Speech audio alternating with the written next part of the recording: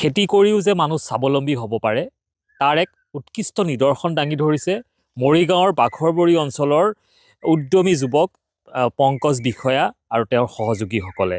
পংকজ বিষয়াই বিগত প্ৰায় 12 বছৰ ধৰি নিজৰ পথাৰত তেওঁ বিভিন্ন ধৰণৰ খেতি কৰিছে আৰু সেই খেতিৰে তেওঁ স্বাৱলম্বী হ'বলৈ সক্ষম হৈছে। এই বছৰ তেওঁ মাকৈ খেতি কৰিছে প্ৰায় 80 বিঘা মাটিত আৰু সেই মাকৈ খেতিৰ জৰিয়তে তেওঁ এবাৰ সপোন দেখিছে নিজক স্বাৱলম্বী কৰাৰ। আৰু পংকজ বিষয়াৰ দৰে উদ্যমী কৃষকে আচলতে নতুন প্ৰজন্মক এটা বাৰ্তা দিব বিচাৰিছে যে খেতি কৰিও মানুহে স্বাৱলম্বী হ'ব পাৰে, কৰ্মসংস্থানৰ বাবে বহিৰ্দেশলৈ নগ'লেও আচলতে চলি যায়, হয়নে? পংকজ বিষয়া মই আপোনাৰ মানে 2013 চনৰ পৰাই খেতি কৰি আহিছোঁ। প্ৰথম মানে ধনিয়া পেলাইছিলোঁ, তাৰপিছত সৰিয়হ পেলাওঁ। মানে 80 বিঘা 100 বিঘালৈকে মই খেতি কৰোঁ। এইবাৰ মানে মাকৈ খেতি কৰিছোঁ মানে ধৰি লওক 80 বিঘা।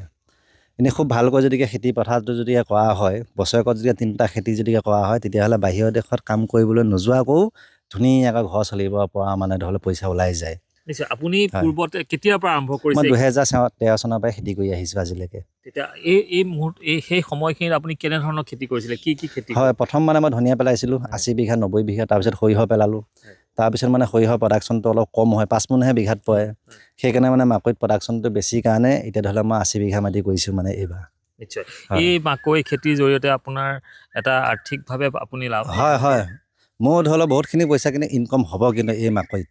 কিন্তু মানে আমাৰ এটাই মানে দুখৰ বিষয়, মানে হাজিৰা মানুহৰ অলপ প্ৰব্লেম হয় মানে আমাৰ ইয়াত। নিশ্চয়। কিন্তু আপুনি লগত কেইবাগৰাকী ব্যক্তিকো কৰ্মসংস্থাপন দিব? হয়। এই গোটকেইজনে ধৰি লওক আমাৰ লগতে মানে কাম বন ধুনীয়াকৈ কৰি চলি আছে।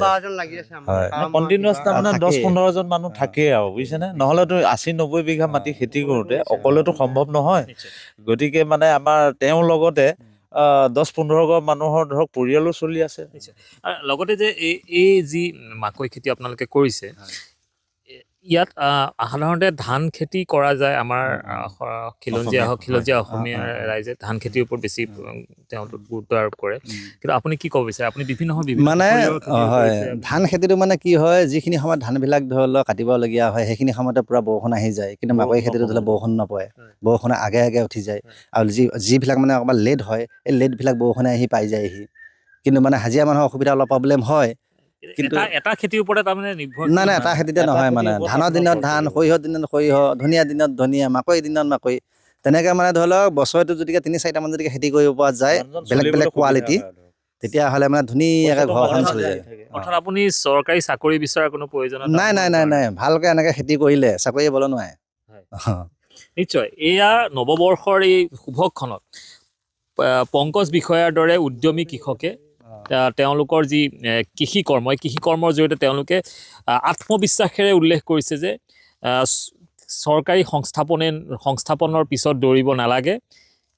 নিজৰ সন্মুখৰ পথাৰখনতো আপুনি খেতি কৰি স্বাৱলম্বী হ'বলৈ সক্ষম হ'ব পাৰে, আন 10 জনৰ মুখত হাঁহি বিৰিঙাবলৈ সক্ষম হ'ব পাৰে।